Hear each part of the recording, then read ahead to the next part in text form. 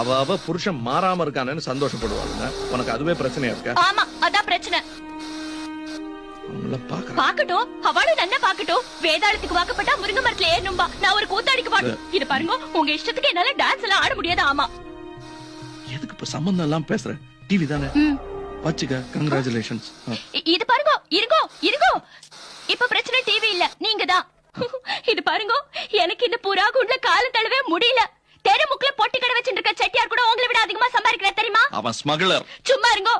எனக்கு இந்த பாறை தண்ணி குடிச்சிட்டு பக்கத்தாத்துல ஓசி டிவி பாத்துட்டு இருக்க முடியல.